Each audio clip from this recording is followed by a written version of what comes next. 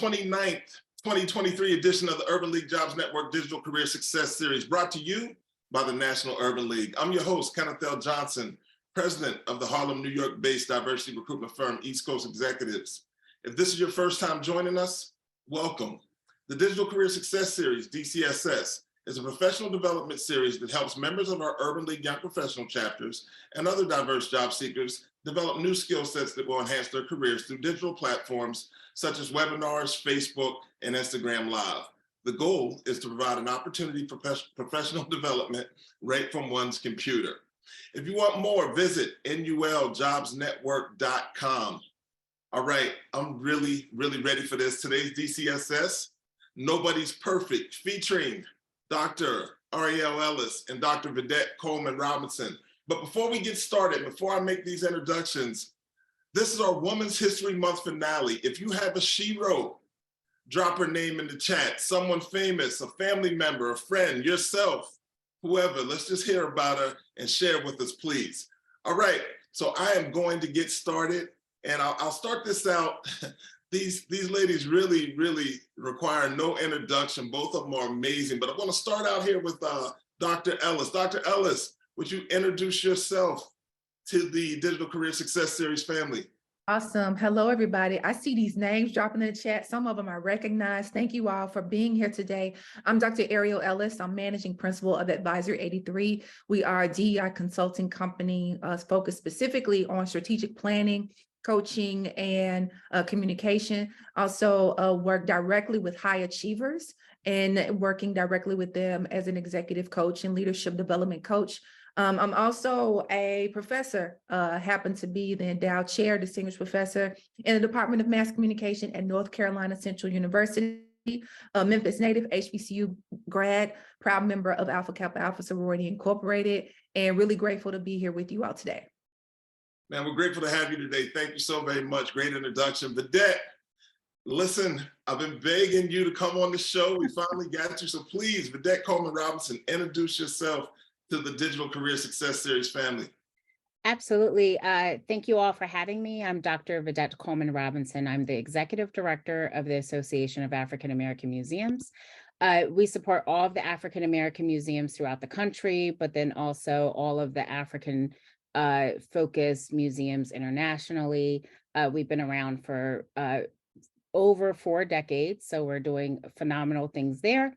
I am a proud member of Delta Sigma Theta Sorority Incorporated, but more importantly, I am here for all of you to have this wonderful conversation about Black exceptionalism and where we see ourselves as women throughout the field.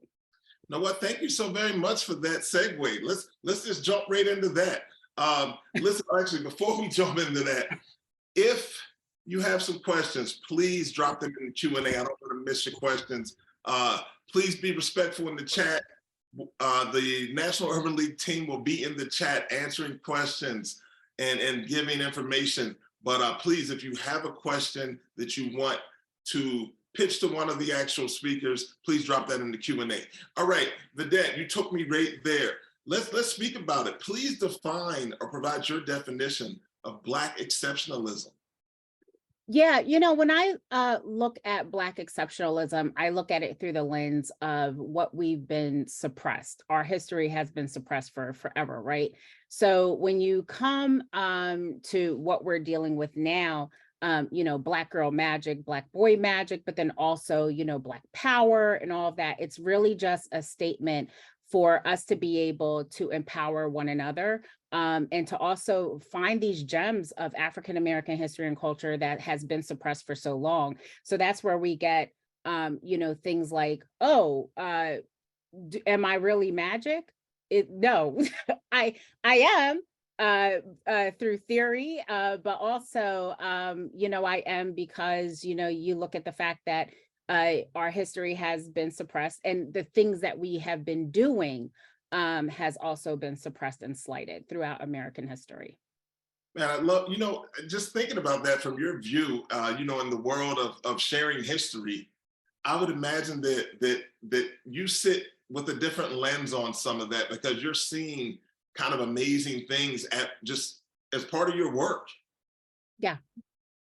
Yeah, you're absolutely correct. And you know, one of the things that's very therapeutic for me is to be able to, while a lot of other people don't like being in the stacks and archives because you're getting eaten up alive by dust mites and things of that nature, I really love dealing with the primary sources that are showing us what African Americans have done since the dawn of time, and then bringing that to the public. So that's where we get, you know, for the past, what, 20, 30 years, being able to see things like African Landing Day in Hampton. Nobody really knew about it.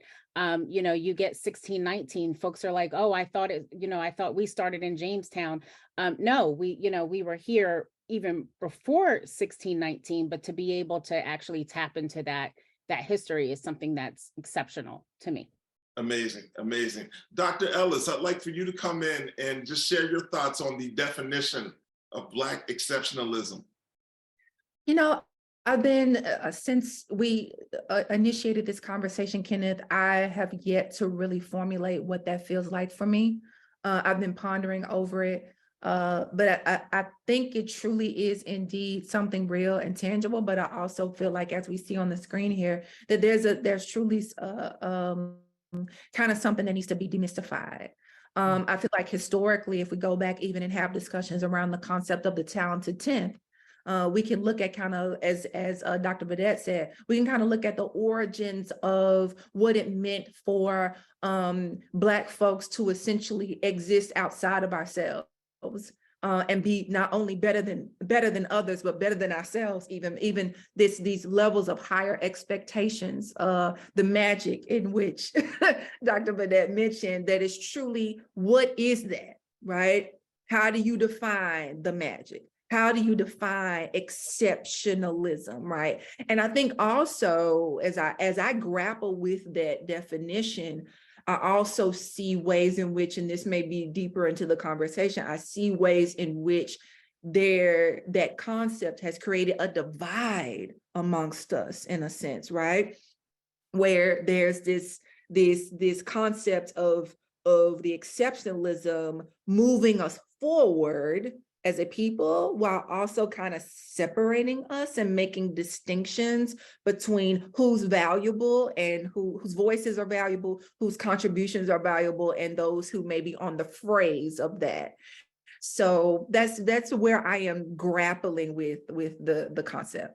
But I don't think you're isolated in that grapple. I think a lot of people are there. There was an excellent article, actually, and this is, I'll just call it a plug, but Senior Vice President of Human Resources at the National Urban League, Wanda Jackson, she penned an article, and I believe it may have been in Sherman, and maybe the team can find that on LinkedIn. That's where I saw it. But she spoke kind of about that and you know, the division between, you know, how people look at it and view it. And there were some really interesting comments associated with that piece as well. Have you personally seen that come into play, even in the workplace? I know your workplace varies. You've been in a lot of different spaces and called it work, but it seems like passion stuff for you. But do you experience that, or have you had times where you've experienced what you believe to be possibly the myth of Black exceptionalism? Yes, absolutely. I want to challenge the concept of what that could feel like in a way is contextualized. I'm just going to throw this all the way out there. I think the myth of Black exceptionalism, from my own experience, is juxtaposed against, there's that professor $20 word. It is juxtaposed against white mediocrity. I'm just going to throw it out there, right? Okay. If it were not for white mediocrity, the pressure or the existence of Black exceptionalism would not be this thing that we need to try to figure out and unpack. Sure. I think that because our the dominant culture, majority culture of whiteness, it has kind of set this standard, right? Of this is how you are to operate in corporate cultures. This is how you operate in society, right? And so with that model, right, how do we then respond to that in order for us to be accepted and seen as excellent and seen as good enough, right? So I feel like, and that I believe is why I'm grappling with the concept, is because we have had to put ourselves up against this standard of excellence that's actually not really even excellent for us. It's been defined by a majority culture. So that is what I've experienced. And I'll give you all briefly, I'll toss it back to you, Kenneth and Dr. Vedet. But for me, I'm a Memphis native. I grew up in all Black everything. Black neighborhood, Black church, Black schools, K through 12. And then I had the audacity to go to an HBCU, Tennessee State University. So everything for me was truly Black exceptionalism. Not until I went into majority white spaces did I know did I realize or even was told that my Blackness was a liability. I'd always thought that my Blackness was an asset, right? Hey, Memphis, representing the so I always thought that my Blackness was an asset.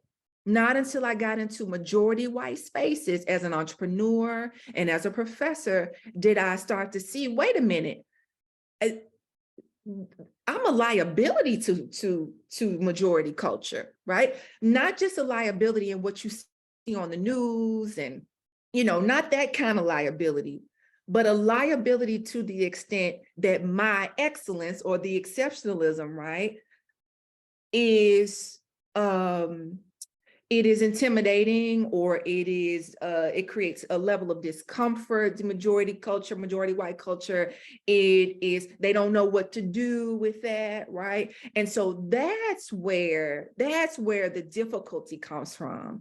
Less and later from your own people. It happens in those spaces. Less and later though. Initially, for me, it came from believing and understanding that my Blackness was an asset, and then going into white spaces where there's a pathology in their minds that I am not as much of an asset as I think I am. Got it. Dr. Ellis definitely hit it on the nose. Like I'm thinking about our members, right? Our members are inherently majority African American. And when George Floyd was murdered, all of a sudden, our members started to get poached for other museums and other cultural institutions, and even sometimes corporate America, because they needed a token. And the funding that was coming because of that, as I was having conversations with our members, like, please don't leave the field, or please don't leave, our institutions. The conversations were, I don't mind going if I'm blazing a trail for somebody else, but at the same time, I know I'm going to be a token. I just hope that they are ready for the change. And then what winds up happening is the change is not met. So all of those things that you think that you're going to be able to do, folks really just want you as a token sometimes, and kind of also just want you there to say that they have someone to meet a quota. And I think that that's also something that we have to really look at and consider and, be conscious of, like, what does that look like when you're in a space that doesn't necessarily doesn't necessarily want you, or they haven't prepared for you. So let's talk about that. And I guess it's kind of just the slant on it, but we're talking about the variation of being both Black and woman. Right. Yes. So it's Women's History Month, and we're slanting and really putting a lens on that particular piece of it. But you as a leader and leading not only member organizations, but your own staff, how's that show up in the workplace? It's where I am now, I'm in a very safe space. When I look at, just like what Dr. Ellis said, I did not grow up in a majority Black area. I grew up in a multicultural area, but I grew up in a Black enclave. So I was very safe in that enclave. But then when I started looking at colleges, I wanted to be on a campus that accepted me, wanted me, was going to nurture me. And then I also wanted to be somewhere where there were former slaves. That was important to me.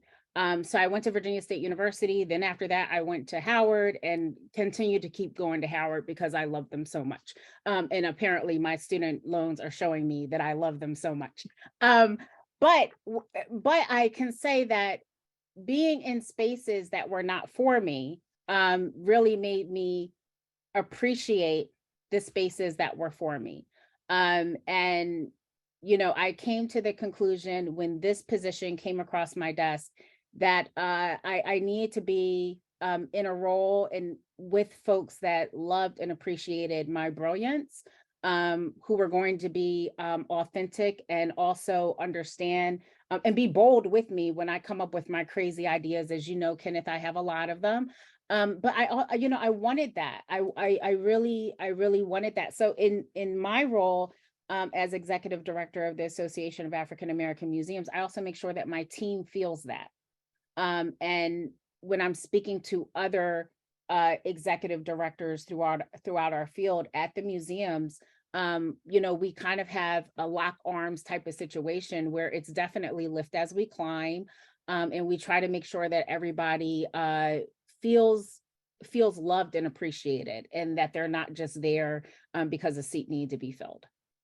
And Dr. Ellis, that's great. I'm sorry, Dr. Okay. Dr. That's excellent that you're in a space. I love you speaking about a space where you feel safe. I can appreciate that, and you wear that. I've seen you in your element, and I've seen you working it, and I get all of that. You definitely wear it, and I believe your staff appreciates it. Dr. Ellis, I want to speak to you. I want you to put the professor hat on for me for a second. Sure. I know you wear many. So let's put this professor hat on and just give your breakdown on your thoughts of imposter syndrome and what that's all about and how it has an impact on just everyday people showing up and giving their best in their work environments. Yeah, absolutely. I teach what I do and I do what I teach. I like to say that. But in the midst of the global pandemic, social unrest, racial injustice, my consulting company, Advisory 83, we grew significantly at the end or at the beginning of the pandemic as we were all grappling with the death of George Floyd. And not only were my students trying to work through that response, but also the clients that I coach. So the executive coaching that I do with a lot of my clients, they were also grappling with, where do I fit? And what do I do now? And how do I use my voice? And who am I? How do I redefine myself in this new norm? And what I've discovered is and even just recently, actually, from the 21-year-old who's trying to figure out life, which they don't know that you never have life figured out. They just think that, right? As a college student, you think you need to have it figured out. They don't know that even once you're older, you still don't have it figured out, right? You just taking it one day at a time. From the 21-year-old who I teach on a regular basis to the 40-plus-year-olds who I may be their executive coach, there's the imposter syndrome at varying levels, right? I've recently, in the past week, one of my clients, high achieving entrepreneur, said to me, who am I to be in these spaces? In the same voice, a week prior, a 22-year-old college student that I teach at North Carolina Central said the same thing as I was recommending him for like a metaverse program, right? So they said the same thing in the exact voice, both, of course, Black. So I think it's deeper, Kenneth, is that I think the deeper concept is that we all share this theme of feeling inadequate. Right? From the 21-year-old who hadn't gotten a degree yet and is still trying to pass class, all the way up to a millionaire, essentially, right? Who's trying to figure out purpose, direction, how to make the greatest impact possible, and just bare bones, how do I make my family proud? How do I do what God has sent me here to do? So I think that that is just a perpetual thing that we have to work on to really address. If you think you don't belong, I'm just honest here. If you think you don't belong, you don't belong. We have to really work on our mindset to a certain extent where we realize, I shared this last week. You have to believe that you belong in every space. Absolutely. You have to believe that you belong in every room. There is something that you have in some room that someone needs. So I could go on and on about that, but imposter syndrome is real. My pushback to the idea or the mindset of who me or why me is why not you? Absolutely. Why not you? So I'll get off a soapbox and move on. No, stay right there, because you're like saying amazing things. I want to say I just crossed 4 years in this position, and joke was on me because I signed on February 29th in 2019, and I haven't seen that date since. But the crazier thing is, I shouldn't say crazy, but what I've seen is, as folks are moving from student to emerging museum professional to executive director, they are literally, when they get to the space of being tapped on the shoulder to have conversations about being an executive director, whoever is interviewing them is saying, well, you don't have the background in that. Are you ready? And it puts that seed of doubt. Of course they're ready. They've been in the field for 20 years. Yes, they're ready. The question is, are you ready for them? Are you ready for that change? And I always say to all of my members, or anybody who asks exactly what you said towards the end, Dr. Ellis, why not you and why not now? Mhm. If the opportunity presents itself, why not you? Why not now? Because opportunity doesn't go away. It just goes to another person. That's right. So what are we, so, Dr. Ellis, if you put your coaching hat on, and Dr. Coleman-Robinson, if you're speaking to members of your staff that are looking at opportunities to grow, kind of what are your directives? Like imposter syndrome, you see it exists, they've verbalized it. What are your directives to people on how to kind of get out of their own way? Yeah. One of the things I do with my coaching clients is, of course, we go through a process and a curriculum together. But I think one of the key things is prioritizing the self-work and digging deep into your mindset and understanding why that is your immediate response, right? And sometimes it's not your immediate response to feel like an imposter or to say, why me, right? Sometimes the opportunity creates triggers in you, right? That makes you think initially you've won this opportunity, as Dr. Vedet said, right? You've won this opportunity, you're excited about it, you believe you belong in the room. And the closer you get or the deeper you get into it, all those inadequacies start coming up, all those insecurities start, kind of pinging you, right? That's really where I see, right? What needs to be attacked. So I encourage everyone to really kind of do the self-work. And I know we may end up talking about self-care before we go today. Mm-hmm. That's where the self-work comes in at, is thinking about, okay, where do these feelings of inadequacy come from? Where do these feelings of insecurity come from? If I believe I belong in every space, if I believe I've earned enough to be in the room, what else can I do to make sure that I can continue to walk in my confidence and in my calling? However, there's another piece to that. Sometimes the nervousness and the inadequacies and the insecurities are necessary because it shows us three things. It shows us that we have room for improvement, one. It shows us, two, that we're human and we're living and we're breathing and that we can feel and it's okay to feel. And the third thing that it teaches us is that we have an opportunity to understand what others around us might be going through. because you can walk around, we're talking about, this is really nobody's perfect. You can walk around with the confidence, with the crown, carrying the calling, and still feel a completely different way, right? That's the imposter piece. But when you lean into it a little bit more and do the self-work of it, there's somebody else who's feeling worse than you.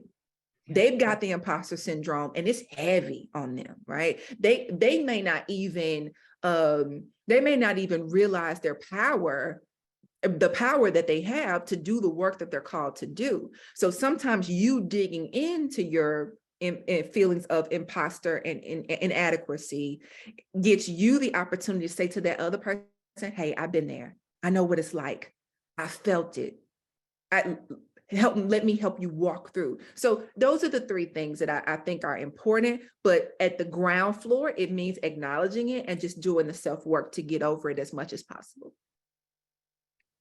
Yeah, Dr. Ellis is right on the nose. What we tend to do in our field, at least with our organization, is we pair folks with mentors. And the reason for that is because Vedet can't do all the mentoring. I can't be all the stuff, but also because there's been people who have been in your shoes. Like I'm thinking about a young woman who was really interested in this position, and she started to doubt herself throughout the whole process. And I said, wait, let's take a step back. What's going on? And she literally said, I feel like it's just imposter syndrome. And I said, what in the world? I said, number one, get that out your head, because you belong. You need to show them that you belong. And you need to also walk into that space as if you own it. Because they're walking into the space as if they own it automatically, because they have what you want. So go into that space knowing that you have all the things that you need to rock it out. And she got the position, and she was really excited about it. But it's exactly what Dr. Ellis said. It's through working through all of your triggers, the things that you may have had growing up, the naysayers, the people who said, who do you think you are? And instead of you saying, I am somebody, you're saying, well, who do I think I am? You got to flip that around and say, oh, no, this is exactly who I think I am. And if you got to wag your finger, go ahead and do it. I don't care. Do whatever you need to tap into yourself to push through that, because if you don't believe in yourself, nobody else is. And sometimes the young woman said to me, the best advice I got one day was to fake it until I make it. And I said, well, that's going to cause you to have way more imposter syndrome, because now you are faking it and you don't believe the things that you know inherently are you. You don't believe in yourself because you believe in the fake. Mm-hmm. And I'm fine with faking until I make it, but also make sure that once you get to the fake side, you get to the authentic side. You could go to Canal Street, but also make sure you go to King of Prussia once in a while, or the Paramus Mall or something. Mm-hmm. I love it. It's the Urban League Jobs Network Digital Career Success Series. Nobody's perfect. Dr. Vedet Coleman-Robinson, Dr. Ariel Ellis. All right, let's just kind of shift gears. So, we spoke about this, and, we're speaking about imposter syndrome as a whole. Like, how can this be harmful as women start to navigate their spaces and start to kind of find, let's call it their career groove? How can this be harmful? Ariel, I'm going to start with you. How can the concept of exceptionalism be harmful? Yes. Yeah. So I can speak to my personal experience, but also some of the experience I've had with the clients that I coach. It definitely leaning into this myth of Black exceptionalism, or we can even go back down to Black excellence and Black girl magic, right? We've corralled around these hashtag movements, and we believe it, right? And it's real, and it is to be celebrated. But I think when we look at ourselves individually, and then we go into majority spaces, it can be very uncomfortable, and it can also, as you said earlier, be very triggering and detrimental to our mental health. When we think about all the things that we see and all the things that we take in, from what happened in my hometown to Tyree Nichols in receiving, unfortunately, the video and being able to see the video, which I personally did not watch. And then also comparing that to this Black excellence that we see every day on Instagram, and first generation millionaires, and who just made their first million at 24, and all these things. That's a lot for us to take in. We're grappling with all of that, right? Our Ta-Nehisi coach talks about the Black body, right? From being able to say during my break, I'm working from home, and during my break from all the Zoom calls, I'm gonna go take a jog around the neighborhood. Will I make it back safely for my next Zoom call? All the way to, hey, my company, just generated or saved my organization, 2.5 million, right? And I'm the winner for the month, right? I'm successful in that way. We're dealing with all of that. So the harmful piece, how can it be harmful? Is that when we're grappling with all of this, we also don't have a middle point. There's no middle point. We're either in one extreme, trying to address what's going on with culture and knowing that we're a part of like what's happening, while also being uber successful, right? That's the difficulty, I think. And so that's the harm. I don't think it's just the harm in thinking, oh, I got to show up and be better and run harder and faster. I think the difficulty is in all this stuff is going on in society. I'm sad, I'm angry, I'm frustrated, hashtag pray for so-and-so and all this stuff. And then also I'm trying to win in business and in my profession. Oh, by the way, and still work out, eat, be a vegan, keep my hair and my nails done, right? Travel and do girls trips, take care of, a partner and children and all that other stuff, right? That's the harmful.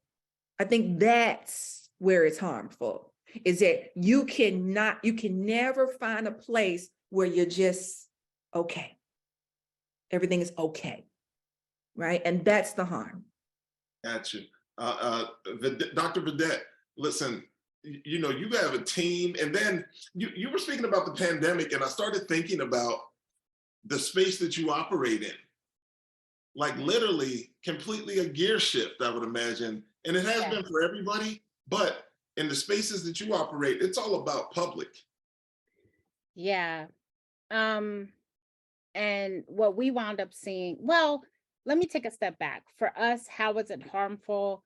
When you're talking about Black exceptionalism, we have to show up at our museums and cultural institutions on point every day because we're dealing with the public. And then also, like you said, and then also we have to show up on point just simply because when you're on the front lines, or even if you're just walking through the museum, and you are not on the front lines, that's not part of your job. People still expect you to show up and talk about whatever's in the museum. You could be hanging a light and somebody will say, tell me about this exhibit over here. And what I've been grappling with, or what the whole field has been grappling with, is there are no days off. None. There are no days off in this field, because if we're not already doing interpretations that are traumatic, you're speaking about folks being lynched, Black people being lynched, Black people being bombed, the civil rights movement, parts being, taken away, babies being ripped out of, it's just all of this stuff. And then you have to go home and you have to look at your kids and your family and show up, right? But then on top of that, somewhere, if there's something that happens in just the world, there you have to have a rapid response. You do not have a time, you don't have any time not to say anything. That's not a luxury that we have. We absolutely always have to say something. We always have to have a rapid response programming or something like that. It's just literally no days off. So when you speak about how can it be harmful, I look at our field, but I'm also looking at things that we need to do as far as teaching people who may not understand what it's like when, and I'll just put it out there, but what it's like when, somebody that looks like you is in blue and, they're murdering someone, right? When that happens, our cultural institutions also have to speak to that and the history and the story behind all of that, but then you're also hurting. You have to put all of that to the side. So that's why Ken, you mentioned something about self-care. I don't know what that is. I'm just out here winging life. I think the only thing that I do that's self-care is I sleep. I make sure I go to sleep, and it may be in the middle of the day. It may be at night. That is the one thing I make sure that I do. But as far as eating, my husband will come and bring, I thank the Lord for him. He'll bring me food and he'll say, "Did you eat today?" Or sometimes, folks will, I have a staff member, and we're all remote, but every day she'll text me like, "Did you eat?" And I'm like, "Of course I didn't. I don't know what food is anymore." And that's probably why I'm racking on the pounds, because I'm eating whatever's in front of my face at the moment. But then in addition to that, when we Ken, to answer your question, when the pandemic came and all of our museums were closed, it was still no days off, because we had to figure out how we were going to do public programming. And then, when George Floyd was killed, we had to be in instances where maybe the museum was closed, but as there were protests happening in the cities throughout the United States, we also had to make sure that we were at the museums, because a lot of folks in the community were coming to our museums. Our museums are a lot different than any other cultural institution, because we are based in community. We start with community in mind first. We collect from the communities. We have conversations with the community. So a lot of times, whenever there's a protest, sometimes even when there's civil unrest, our museums are a liken or akin to a Black church. Folks don't touch our museum spaces, and they protect them. So, but they also feel comfortable and secure to come to our museum spaces when there is something that's horrible that's happened. When I've visited you in your spaces, I always took some motivation from that. So let's kind of speak about how individuals can stay motivated in this whole conversation, right? How do we stay motivated? And we can go to the next slide. But I know we spoke about self-care tips, but is it getting to know your colleagues as individuals, right? Is that something? And Ariel, please jump in as you see fit, because I know when you're working in a university setting, like you have so many colleagues and so many different cultures probably represented. And I'm just wondering, what are your ways of staying motivated and taking care of yourself as well? Well, thank you, Kenneth. I have the illustrious privilege of being a professor at a top HBCU, North Carolina Central University. So I'm with my people, right? Majority of us look like majority of the folks at the university look like me, right? And I'm grateful for that, having come from and taught for 10 years at a predominantly white institution. So I'm grateful for that. Yes, Fayetteville Street. Hey, so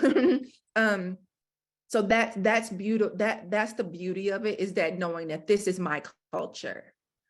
I think the difficulty to answer your question, how do you kind of grapple with, we're using the word grapple a lot, but how do you kind of navigate the relationships with various people of different cultures?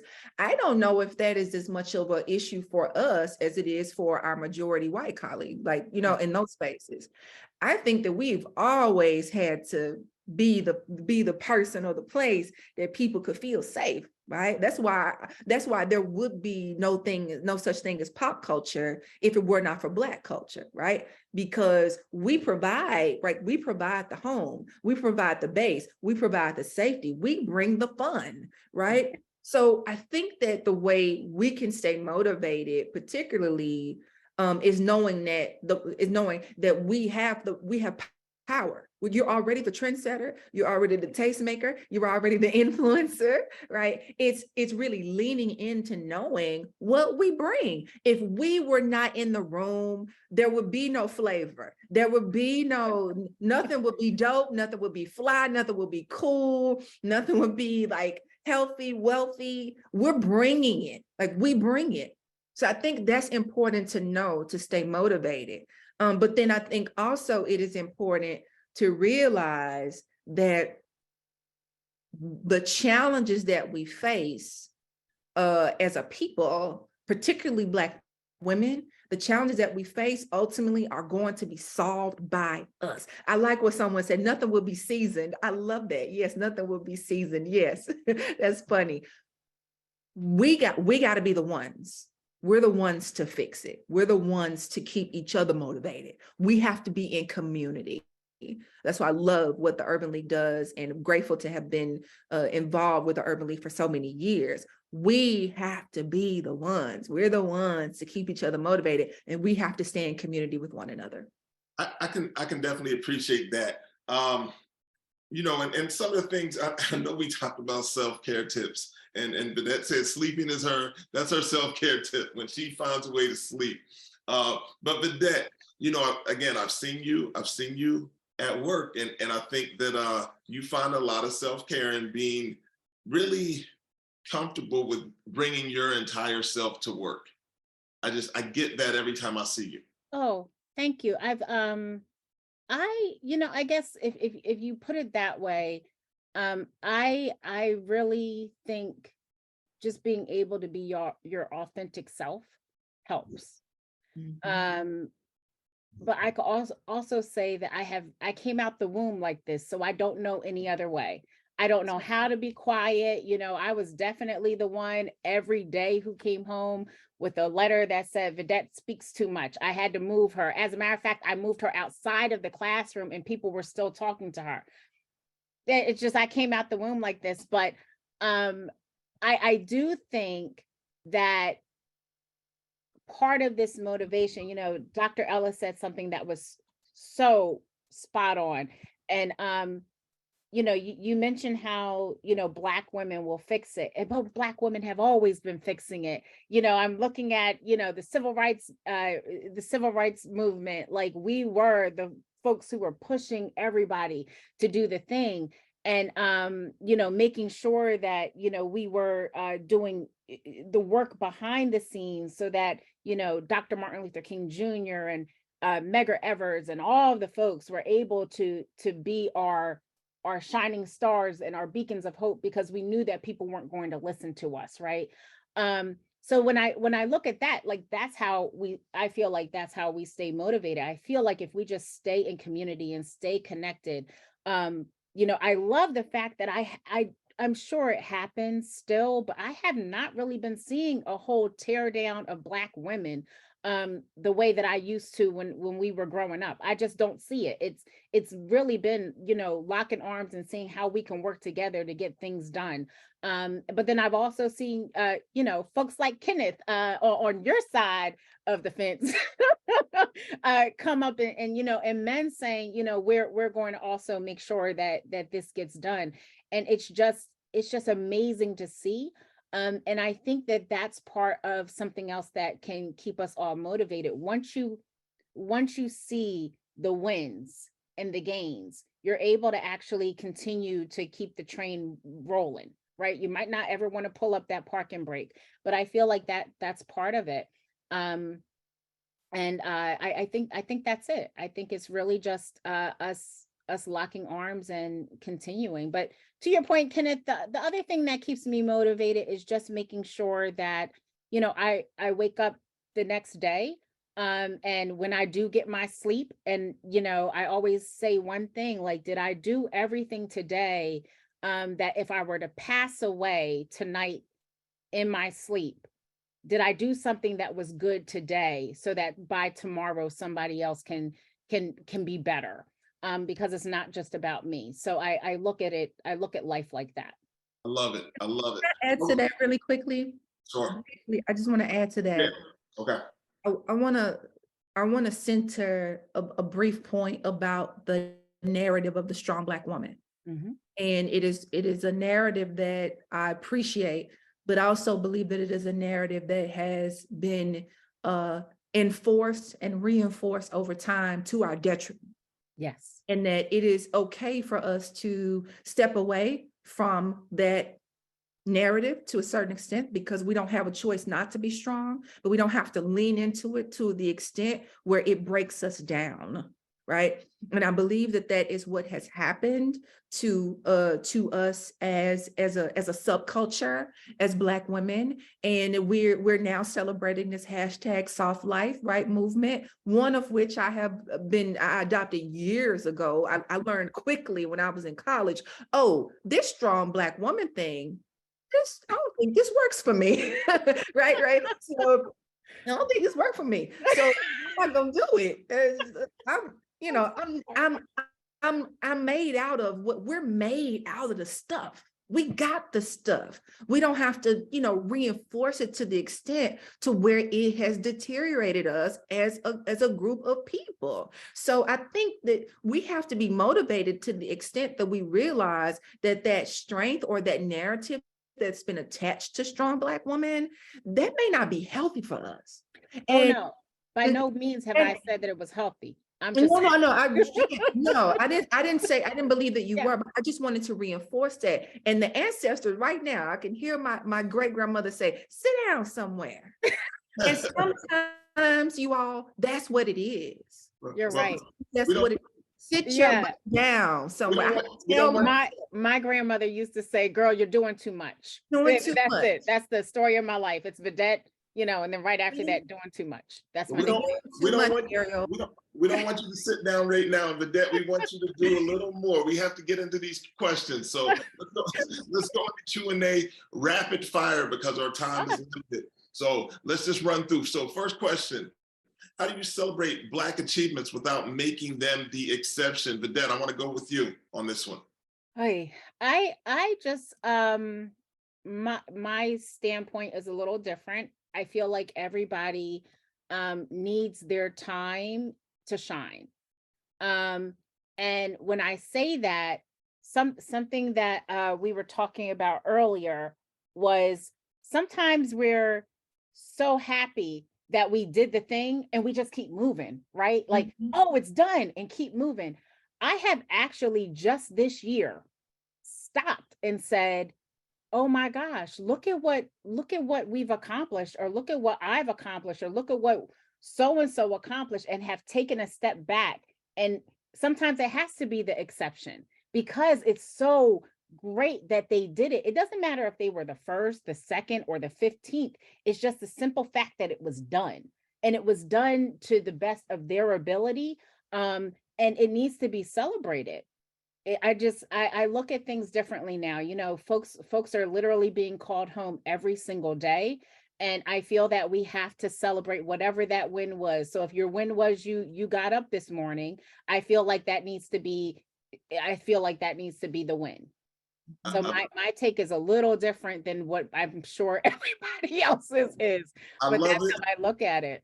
I love it, and I'm all about the celebration. So we're going to go to the next question real quick. Is the need to be perfect or exceptional what we do to be accepted by the majority population? Dr. Ellis, you want to chime in on that? Yeah, I think I spoke to that in the first question that you asked in the opening about Black exceptionalism. I think if we juxtapose that context or that concept against, whiteness, that's what the comparison that we're making. And then later on, that then gets pushed up against or pushed back against us competing against one another and us comparing ourselves to each other. right? So yes, the answer to that is just yes. I think that's exactly what it was. If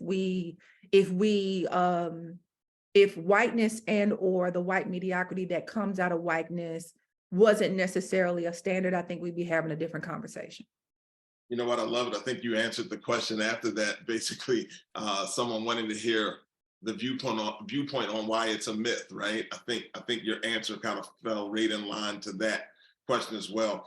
Next question, please discuss how woke has been co-opted and redefined and weaponized with relation to exceptionalism. I don't like it.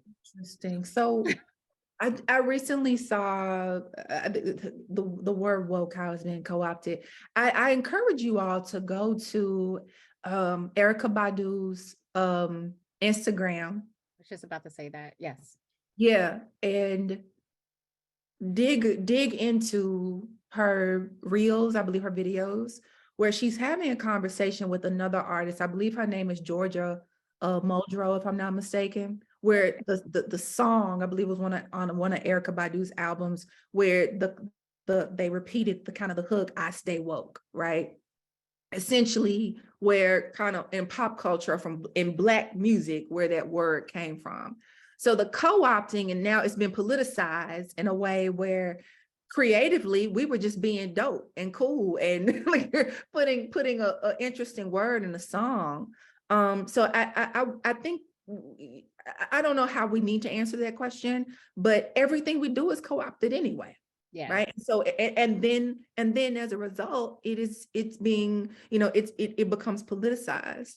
So I don't know I don't know exactly how that answer fits into our conversation today, other than the fact then to say that whatever we do is cool enough for it to be criticized and politicized. And that is what has happened to the concept and the word woke. Got it. I love it. Great answer, by the way. Yeah. Next question. Do you think that Black executives have internalized Black exceptionalism at all? Dr. Vedet. I think it depends on what executive you're talking to. I think that some folks, I know growing up, we would see some executives and be like, oh, well, they sold out. They sold out because, yes, Kenneth. I'm actually looking at the back end of this question, and basically it's like meaning that they hold Black people to a higher standard of readiness for leadership. Oh, you didn't say the next part. Yes. Yeah. I read the first part of it, and then I'm like, okay, that actually. No, so yes. Yes, I think that they are doing a good job, right? So I have seen in the field, in several fields, that as folks are getting to higher planes, it literally has been lifting as I climb, because there has to be a succession plan. There has to be a succession plan, and there has to be a plan of excellence. And I'm not just saying excellence being it has to be Black boy or Black girl magic. It's the right person, but you do want to have a trajectory of seeing people in the industry that look like you, because once you're gone, somebody else has to come up through the ranks, and it doesn't feel right, because there was the path that was laid for them has now disappeared. So I have seen that there has been a lifting as folks climb, and there has been like mentorship at a whole different rate as there was back, maybe even a decade ago. So yes, I would say yes. And I want to add to that too, to speak to what happens with the younger generation. What I have seen in consulting with organizations or with their millennial employees and developing leaders in that generation, while also working with college students as a professor, is that, and I want to say this to Black women, is that I think we're doing a better job at this, but I think culturally and historically, we have not done enough to make sure that the next generation gets their foot in the door. And I think the older generations, the baby boomer, the Gen X, they've had to conform so often to the majority expectations in society, is that they want younger generations to do the same and look like them. And that's been a fear of theirs, not to their fault. But it's just been a fear of theirs. Like, this is the way you should wear your hair. This is the way you should dress. Don't say that, say this, because if you do, this will happen. That is not as much of a factor for millennials and Gen Zs, right? I have students who come to class straight A. I have to put in my syllabus, no bonnets, no flip-flops in my classroom, right? I have to say those things. I have to be explicit about how, come with the standard of excellence. You can be smart, you can be phenomenal, you can be brilliant, but there's still a standard that you must meet, right? And so I think that is a factor for us. I think as Black women in the professional space, we're doing a much better job of making sure that the younger women come behind us, but we have to accept that they're not going to do it the way you did it. It's going to look very, very different. And the younger sister may need to know, you can't do the bonnet in here, or you can do your bonnet wherever you want to do it, but not in this room, but still bring your brilliance and you're still going to be accepted. I love it. Smart, brilliant, excellent, and real would be my descriptions of both of you. Thank you so very much for joining us for another Urban League Jobs Network Digital Career Success Series. If you wish to stay connected to Ariel Ellis, you can catch her on LinkedIn if you just want to stay connected to her work and the things that she has going on. You can also do the same with Dr. Vedet Coleman-Robinson by visiting her LinkedIn and just staying up on all the things that are happening in the museum world as well. I want to thank both of you for sharing your time and expertise today. This has been simply amazing. I knew it would be. I value the friendships that I have with both of you, and you sincerely delivered today. Thank you. No, thank you. Thank you for so much for the invitation. And thank all of you guys who joined us today. You know, you could be anywhere in the world, but you chose to be here with us, as Biggie says. So in this year of hip hop, I'm going to be dropping all the hip hop verses. So we're here for it. We are here for all of that. Dr. Vedet dropping all the hip hop verses. I think, you know what? You on social, or you on IG or anything? We need to follow that. That would be I'm on everything. But this is the one that I would prefer for you to follow because, you know, it's professional. We got you.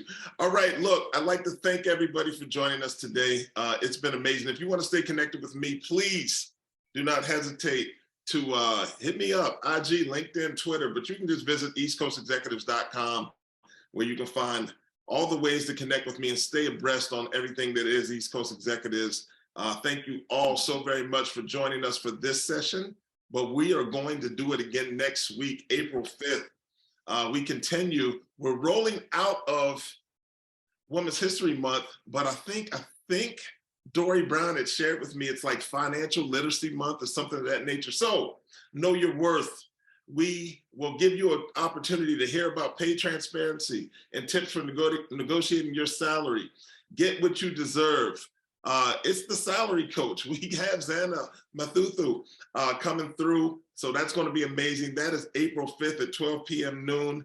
Again, I'd like to thank all of you for attending today. I'd like to thank Wanda Jackson for just providing the opportunity to have us share in this way. And also Dory Brown and the UL Jobs Network team for being behind the scenes and making sure that we deliver a good program time and time again. I'll see you next week, April 5th, 12 p.m. Vedet, Ariel, thank you so very much. It's been great.